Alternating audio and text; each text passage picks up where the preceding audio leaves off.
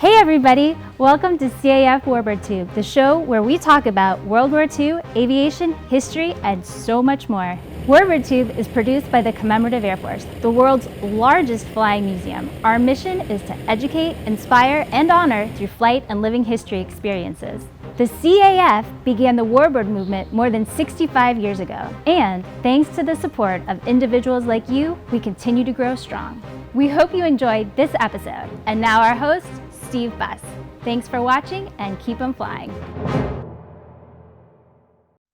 Good evening, airplane fans, and welcome to CAF Warbird Tube. Tonight is episode number 193, and we take a look at the role of air power in the final year of World War II, that being 1945. Now, whether you're joining us for the first time or you're a loyal Warbird Tube fan, we're thrilled to have you with us tonight. If you enjoy our show, please don't forget to spread the word on your favorite social media platforms. Warbird Tube is made possible by the Commemorative Air Force. To find out more about the CAF, our events, aircraft, local units, or how you can join the fun, just visit our website at commemorativeairforce.org. The skies of 1945, the final year of World War II.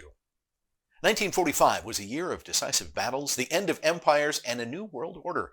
It's a year when aircraft played a role in shaping the course of history. From the skies over Europe to the Pacific, aircraft engaged in the final offensives that would bring the war to a close. In the Pacific, 1945 began with one of the most ferocious battles of the war, the Battle of Iwo Jima. The battle actually started with a 3-day naval bombardment and was launched on February 19th with an amphibious assault by U.S. Marines. The mission? Capture the small volcanic island located 750 miles south of Tokyo. Its strategic location made it an ideal staging area for operations against mainland Japan. The 20th Air Force was eager to use the island as an emergency landing strip for bombers unable to return to the Marianas. Iwo was also destined to serve as a home for long-range fighters tasked with escorting B-29 superfortresses on their missions to take out Japanese forces. The island was heavily defended by Japanese forces, who had constructed a network of underground tunnels and caves that hardened their defenses. The U.S. Navy and Army Air Corps launched continuous bombing raids on Iwo Jima, while fighters like the P-51 Mustang provided close air support for Marines on the ground. A few weeks later, on March 4th, from bases in the Marianas, the 20th launched an attack on the Nakajima Aircraft Company in Tokyo. During that operation, the B-29 Dynamite was forced to make an emergency landing at South Field on Iwo Jima. While the battle for the island was still raging at the time, the bomber was serviced, refueled, and departed. Dynamite was the first of 2,251 B-29s that would eventually use Iwo Jima as an airfield. Japanese forces continued to launch desperate counterattacks, including kamikaze suicide missions. While these attacks were damaging, they could not stop the overwhelming force of the Allied air power. During 36 days of fierce combat, approximately 22,000 Japanese soldiers and sailors were killed. It's estimated that the U.S. Marines and Navy suffered more than 24,000 casualties and more than 6,000 deaths, the highest single-action losses in Marine Corps history. Allied forces secured the island on March 16th. Of course, the famous image of the flag being flown on Mount Suribachi became a symbol of American determination. In Europe, Allied forces had defeated the Germans at the Battle of the Bulge and began moving toward German soil and eventually Berlin. The city of Dresden, once a jewel of German culture, was reduced to rubble in a series of bombings that remain one of the most controversial acts of warfare in history. The events surrounding the bombing of Dresden, carried out by the British Royal Air Force and the U.S. Army Air Force, stand as a reminder of the brutal tactics used during war and of the moral questions it continues to raise. Dresden was one of Germany's most picturesque cities, often referred to as the Florence on the Elbe for its stunning architectural beauty.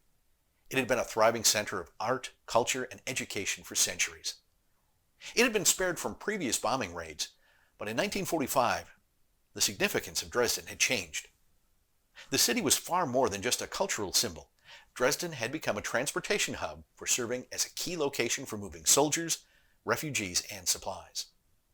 As the Allies began to close in on Germany from all sides, Dresden, located near the Eastern Front, became a vital part of Germany's defense system. Despite its civilian nature, the city had several military industries, including factories producing munitions, fuel, and military equipment.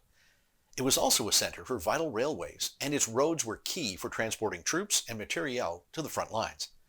This military importance became the reason for the city's fate. The decision to target Dresden for bombing came amid growing tensions within the Allied command.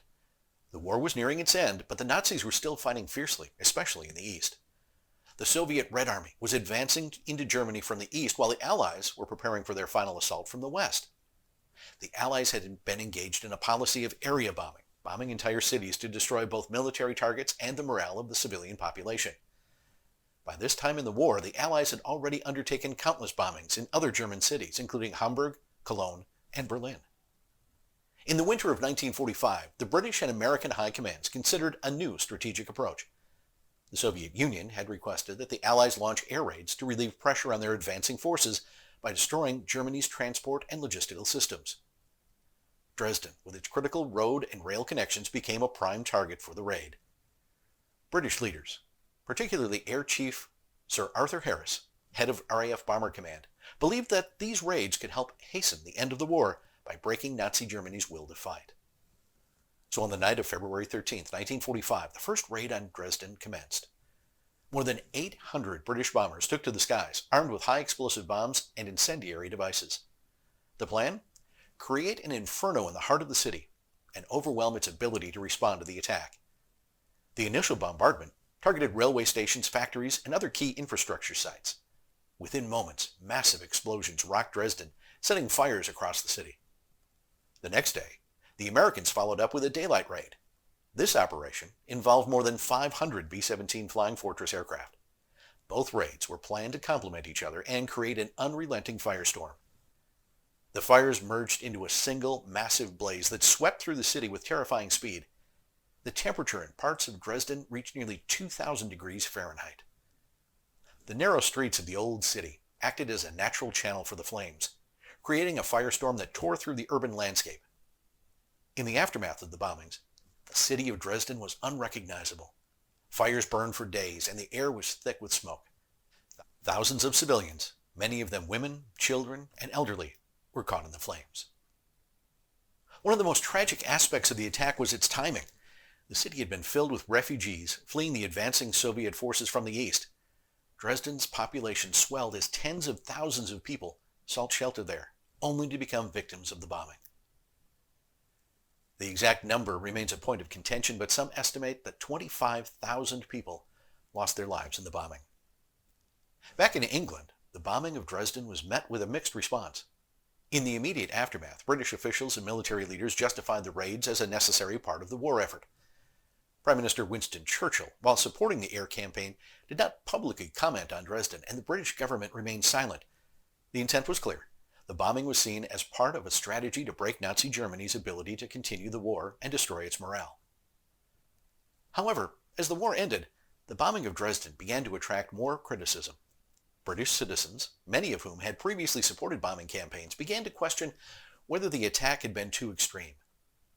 Some suggested that the destruction of a cultural city, with its limited military significance, was not justified, and historians have long debated whether the raid was a necessary military strategy or an unnecessary act of terror against civilians.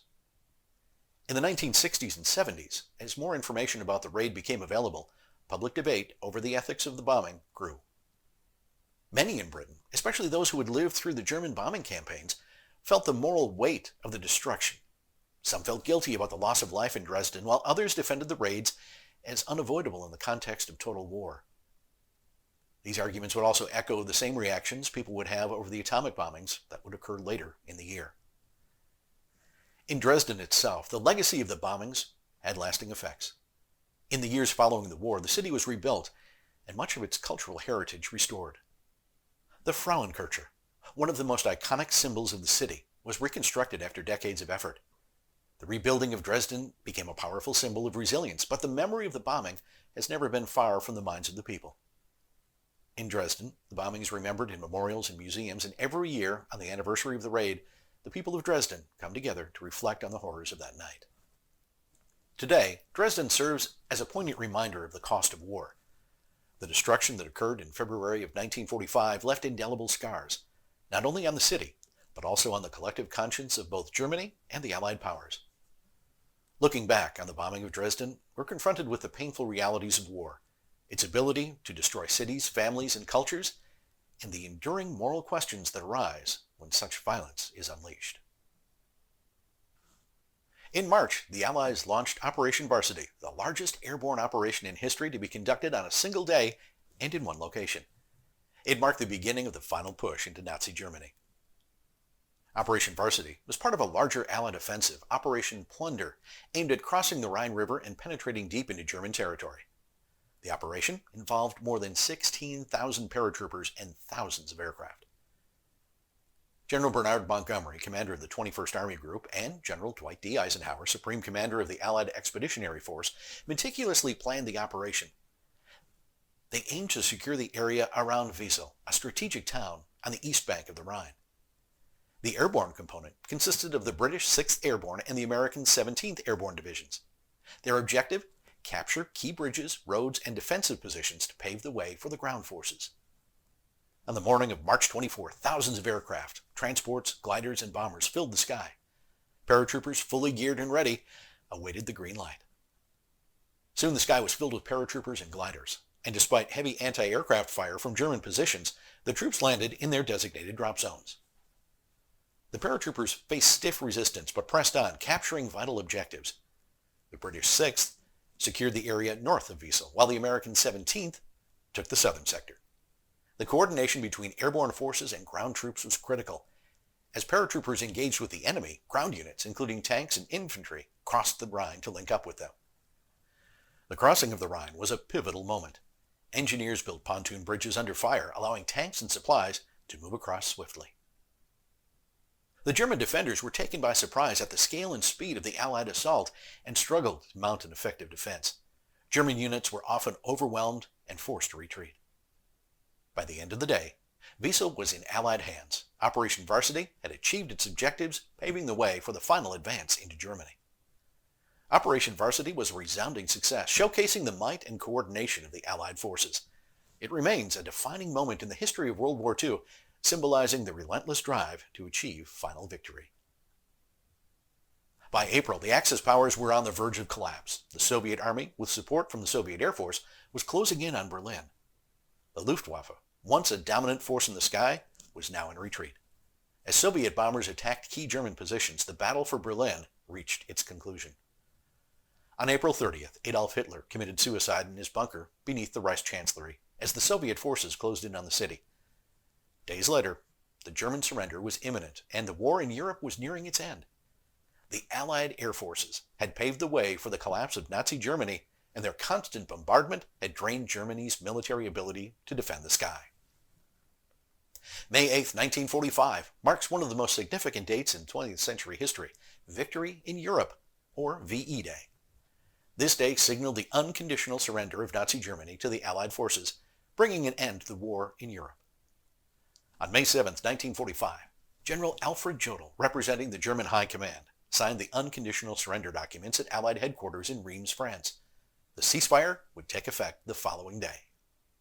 As news of the surrender spread, celebrations erupted across Europe and North America. In London, crowds gathered in Trafalgar Square and outside Buckingham Palace, waving flags and singing patriotic songs. In Paris, the streets were filled with jubilant Parisians dancing and embracing each other, celebrating the end of years of occupation and war. While across the Atlantic, Americans also took to the streets. In New York City's Times Square, a spontaneous eruption of joy marked the end of hostilities in Europe. Strangers hugged and kissed and shared the relief and happiness that the war was finally over. In Moscow, massive celebrations were held in Red Square. Soviet citizens rejoiced at the hard-fought victory, honoring the immense sacrifices made during the Eastern Front assault. Yet, amid all of these celebrations, there was a solemn remembrance of those who had fallen. Memorial services were held to honor the countless soldiers and civilians who had lost their lives during the conflict. In addition, Allied forces had liberated the concentration camps, and now soldiers were tasked with the painful process of documenting the atrocities of the Holocaust, so the judgment and justice could be brought against the criminals of war. World leaders addressed their nations, acknowledging the tremendous cost of war and the importance of rebuilding a peaceful world. General Eisenhower informs me that the forces of Germany have surrendered to the United Nations. The flags of freedom fly all over Europe. For this victory, we join in offering our thanks to the Providence which has guided and sustained us through the dark days of adversity and into light. Much remains to be done. The victory won in the West must now be won in the East. The whole world must be cleansed of the evil from which half the world has been freed. United, the peace-loving nations have demonstrated in the West that their arms are stronger by far than the might of dictators or the tyranny of military cliques that once called us soft and weak. The power of our peoples to defend themselves against all enemies will be proved in the Pacific War as it was proved in Europe. In April of 1945, while the Allies were closing in on Berlin, the war in the Pacific raged on. Allied forces launched the Battle of Okinawa, one of the largest amphibious assaults in the Pacific. Okinawa was seen as a crucial stepping stone for the planned invasion of Japan's home islands. Air power once again played a role, with U.S. Navy and Marine Corps aircraft providing close air support for ground forces, while also engaging in air superiority missions. The Battle of Okinawa would last for nearly 3 months, resulting in heavy casualties on both sides, but it did mark the final steps toward the invasion of Japan itself.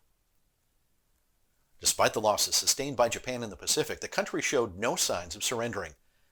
With the looming potential of a costly invasion of the Japanese home islands, the United States made the unprecedented decision to use nuclear weapons. On August 6th, the B-29 superfortress Enola Gay dropped the first atomic bomb on the city of Hiroshima. The bomb exploded with devastating force, leveling the city and killing tens of thousands of people instantly. 3 days later, a second bomb was dropped on Nagasaki, further compounding the destruction. The use of these bombs, though controversial, led to Japan's unconditional surrender and brought an end to the war in the Pacific. On August 15, 1945, Japan announced its surrender, marking the official end of World War II. The long years of conflict, the battle in the skies, and the immense sacrifices of air crews from all nations had ended. From the air assaults that crippled the German war machine to the strategic bombing campaigns that forced Japan to surrender, aviation was central to that final victory. Aircraft had not only changed the course of battle, they changed the world. As the world now turned its attention to rebuilding, the legacy of these aircraft and the brave men and women who built, flew, and maintained them would forever remain a testament to the transformative ability of air power. Although the war was over, the development of aircraft technology continued. The closing years of the war saw development of jet-powered aircraft, but 2 piston-powered aircraft that would have a significant impact on the future took flight in 1945, the Bell 47 and the A-1 Skyraider. In 1944, the U.S. Navy issued a requirement for a new attack aircraft to replace the dive bombers that were starting to show their limitations. The design needed to carry a significant bomb load, operate from short carrier decks, and be able to sustain damage and keep flying, traits that would become the hallmarks of the Skyraider. The aircraft that would meet these demands came from the mind of engineer Ed Heinemann and his team at Douglas Aircraft. They designed a rugged piston-engine aircraft with a sturdy airframe, capable of carrying a payload of up to 8,000 pounds of bombs, rockets, and torpedoes. The A-1 Skyraider was born. On March 18, 1945, the Skyraider took its first flight. The aircraft, with its distinctive large wings and long fuselage, was powered by a Wright R-3350 radial engine. It quickly proved itself to be highly capable and a stable platform, demonstrating exceptional maneuverability and the ability to carry a wide array of weapons. Its speed, endurance, and payload capacity made it an ideal candidate for the Navy's carrier-based strike missions. Despite the war's impending end, the Skyraider's development continued, and the aircraft quickly proved its worth. The design was ahead of its time, an aircraft that combined the robustness of older propeller-driven planes with the firepower and versatility needed for modern warfare. The Skyraider would see its first combat during the Korean War in the early 1950s. As the conflict unfolded, the Navy and Marine Corps quickly realized that the Skyraider was not only a reliable attacker, but also an aircraft that could provide close air support for ground forces. Armed with bombs, rockets, and machine guns, Skyraiders flew countless missions against enemy ground troops, vehicles, and installations. Its ability to take off from carrier decks, endure harsh conditions, and deliver heavy firepower made it a hero in the skies. More than 1,200 Skyraiders were deployed in Korea, and their effectiveness in close air support proved invaluable. The ability to loiter over the battlefield for extended periods and providing constant support for ground troops earned it the admiration of those troops. The Skyraider's reputation as a flying artillery piece was cemented during the Korean conflict. The Skyraider's career didn't end with Korea, however. As the Cold War escalated and the United States became involved in the conflict in Vietnam, the Skyraider once again proved its worth. This time, playing a crucial role as a primary close air support aircraft for ground forces in Southeast Asia. The Skyraider's ability to carry a variety of ordnance, including napalm, bombs, and cluster munitions, made it a versatile tool for jungle warfare. It was often tasked with attacking enemy supply lines, artillery positions, and fortifications. One of the most notable features of the Skyraider was its endurance. Thanks to large fuel tanks and low fuel consumption of its piston engine, the Skyraider could stay in the air for hours, providing much-needed firepower to troops on the ground. Skyraiders were also equipped with advanced avionics and weapon systems, and modifications throughout its service life allowed the aircraft to remain a potent force for more than 2 decades. The A-1 Skyraider would remain in active service until the early 1970s, with many being used by other military forces long after their official retirement from United States service. The aircraft was so durable and effective that it continued to serve in several air forces around the world. After the U.S. Navy retired the Skyraider, many were sold to other countries, including Brazil and France, where the aircraft saw continued use in a variety of roles, including anti-submarine warfare. In its long service history, the A-1 Skyraider proved to be more than just an aircraft. It was a symbol of rugged dependability and adaptability. Its ability to take on a variety of roles and its enduring legacy in both Korea and Vietnam made it a beloved aircraft for the men who flew it and the ground troops it supported. The Skyraider was also the last propeller-driven aircraft to serve as a frontline naval attack aircraft, bridging the gap between piston engine and the era of jets. Today, the Skyraider is remembered as one of the most successful and versatile attack aircraft ever built, and its legacy lives on in aviation history, with preserved examples on display at museums, and you can even see some at air shows. Another interesting design that occurred late in the war was the North American P-82 Twin Mustang. The P-82, later redesignated as the F-82 Twin Mustang as the Air Force changed designation from P for pursuit to F for fighter, was designed to meet the need for a long-range, high-performance escort fighter. During World War II, the U.S. Army Air Forces faced the challenge of providing effective fighter escorts for long-range bombing missions. The solution was this innovative twin fuselage design, which allowed for extended range and increased firepower. In 1943, North American aviation began developing the P-82. Engineers combined 2 P-51 Mustang fuselages with a central wing, creating a unique aircraft with 2 engines and 2 cockpits. The configuration provided redundancy and increased pilot endurance for long missions. The P-82 featured advanced avionics and weaponry. Each fuselage had a pilot, allowing for shifts during extended flights. And the aircraft was equipped with 6 .50 caliber machine guns mounted in the central wing, with provisions for bombs and rockets. On June 15, 1945, the XP-82 prototype took to the sky over Mines Field, now known as Los Angeles International Airport. The test pilots praised its handling, speed, and range, which could exceed 2,000 miles. With the end of World War II, the P-82's development continued. With the Cold War quickly emerging as a new threat, the Twin Mustang found a new role as a night fighter and all-weather interceptor. During the Korean War, the F-82 saw significant action.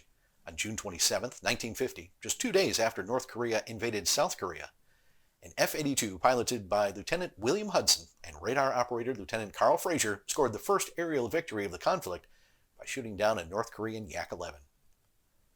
The Twin Mustang's versatility made it a valuable asset, performing a variety of roles including fighter escort for B-29 missions, ground attack, reconnaissance, and night interception. Its ability to carry a significant payload of bombs and rockets also made it effective against both air and ground targets. By the mid-50s, advances in jet technology led to the retirement of the F-82. However, its legacy lived on. The P-82 F-82 proved that innovative design and adaptability could extend the service life of propeller-driven aircraft into the jet age. Today, the Twin Mustang is remembered as a pioneering aircraft that played a vital role during a critical period in aviation history. Its unique design and combat achievements are celebrated in museums, honoring the legacy of the pilots and engineers who helped make it possible. The Bell 47, an aircraft that would become a cornerstone of rotary wing aviation, also had its origins in the early 1940s. Designed by Arthur Young, who was a visionary inventor and engineer who had the dream of creating a practical, reliable helicopter. His goal, to design an aircraft that could perform a wide variety of tasks from military missions to civilian operations, and Young and his team did just that. The Bell 47 became the first helicopter certified for civilian use, forever changing the landscape of aviation. The development process was meticulous. Young and his team focused on creating a helicopter with a stable rotor system and a dependable engine. They experimented with diverse designs, seeking that perfect balance of performance and safety. Finally, on December 8, 1945, the Bell 47 took to the air for the first time. Engineers, designers, and test pilots gathered at the airfield, eagerly awaiting the outcome of their efforts. During that flight, the aircraft hovered, showcasing its groundbreaking stability and control. In the air, the Bell 47 demonstrated its versatility. It could hover, fly forward, or fly backward, and perform precise maneuvers. These characteristics would prove invaluable for a wide range of applications. In 1946, the Bell 47 received the first commercial helicopter certificate from the Civil Aeronautics Administration, paving the way for its widespread use. It quickly became a workhorse in civilian roles. For instance, in agriculture, the Bell 47 was used to spray crops, providing a faster and more efficient method of pest control. Its ability to hover and maneuver close to the ground made it ideal for crop dusting. In urban environments, the Bell 47 was used for traffic reporting and news gathering. Its agility and clear visibility from its bubble canopy made it a favorite for media organizations. At the same time, the military also recognized the potential of the Bell 47. It was used extensively during the Korean War for medical evacuations, earning the nickname Angel of Mercy. The helicopter's ability to land in rugged terrain and evacuate wounded soldiers saved countless lives. In the heat of battle, the Bell 47 proved indispensable, descending into combat zones, lifting wounded soldiers to safety, and cutting the time it took to get from the battlefield to medical assistance. The Bell 47 also played a crucial role in training new helicopter pilots. With its straightforward design and forgiving flight characteristics, it was an excellent platform for pilot instruction. By the time production ended, more than 5,600 Bell 47s were built, serving over 40 countries. Its impact on aviation was profound and set the standard for future helicopter designs. The Bell 47, a pioneering achievement in aviation history, revolutionizing both civilian and military flight. Its legacy lives on as a testament to human ingenuity and the relentless pursuit of progress. Finally, we explore one of the most unusual stories of World War II, the career of Louis Edward Curtiss. Curtiss was a remarkable pilot whose career spanned multiple theaters of the war. Born in November of 1919 in Fort Wayne, Indiana, Curtiss would go on to achieve the status of ace by shooting down enemy aircraft in both the European and Pacific theaters. Curtiss' journey began in Europe, flying the P-38 Lightning with the 82nd Fighter Group. He quickly proved his prowess in the skies, earning multiple victories against 7 German and 1 Italian aircraft. In early 1944, Curtiss was shot down over Italy.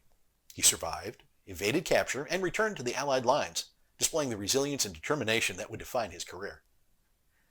After his service in Europe, Curtiss was transferred to the Pacific Theater, where he joined the 3rd Air Commando Group. Here, he continued his impressive record, adding a Japanese aircraft to his tally of enemy aircraft destroyed. On February 10, 1945, Curtiss, now a lieutenant, led a squadron of 4 aircraft from the Philippines. Their mission was to determine if a Japanese airstrip was being used on the southern tip of Taiwan. Unable to locate any airfield, Curtiss and his squadron returned to the Philippines. While flying over the island of Bataan, the squadron split. Curtiss and Lieutenant Schmidtke headed north, while Lieutenants Scally and LaCroix headed south. Scally and LaCroix discovered a small Japanese airfield, attacked it, and called for reinforcements. Curtiss and Schmidtke immediately flew south to join them. During the attack on the airfield, LaCroix was shot down and made an emergency landing at sea. As the squadron circled above, Curtiz confirmed that LaCroix had survived and stayed in the area to guide a rescue plane and protect the downed pilot.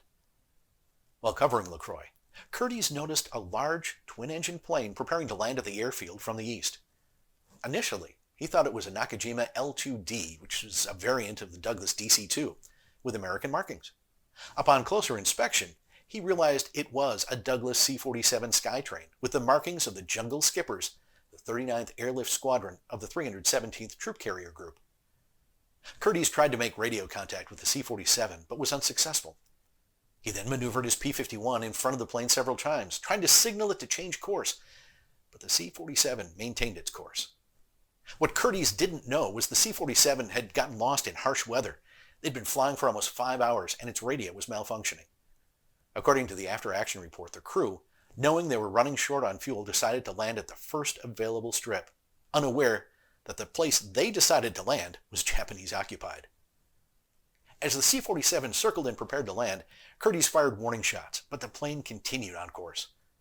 Now, Japanese flak guns began firing at Curtiz, not at the C-47, likely mistaking it for one of their own, and realizing that the C-47 crew would be captured if they landed, Curtiz made the difficult decision to shoot down the C-47. He disabled one of its engines, but the C-47 still headed for the airstrip. Curtiz then fired at the second engine, forcing the pilot to ditch in the ocean about 300 yards from shore. The crew evacuated into lifeboats, and they drifted about a mile from shore, even being fired upon by small arms fire from the Japanese. Curtiz dropped a message warning them to stay away from the shore due to the presence of the Japanese forces.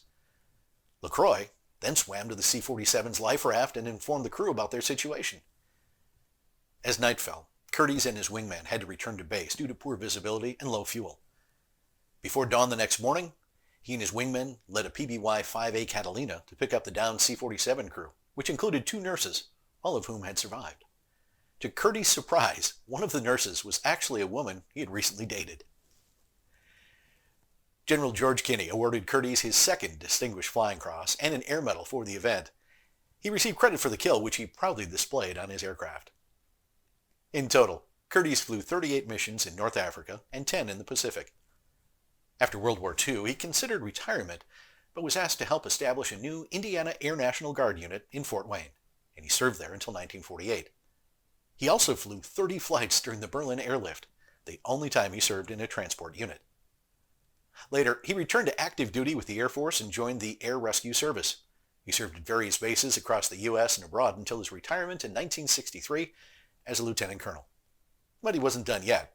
After retirement, he founded Curtiz Building Company, a construction business in Fort Wayne. Louis Curtiz, the ace who saved his comrades by the unlikeliest of means. His story is a reminder of the complexities and sometimes split-second decisions that define warfare and heroism. Well, thank you for joining us tonight. We'd love to hear your thoughts on tonight's episode or any ideas you have for future topics. Feel free to drop us a line at media@cafhq.org. If you like the show tonight, please share it across your social media platforms and remember to subscribe and click the bell icon to get notifications when new episodes of Warbird Tube are posted. Until next time, I'm Steve Buss, wishing you blue skies and tailwinds. Have a great night.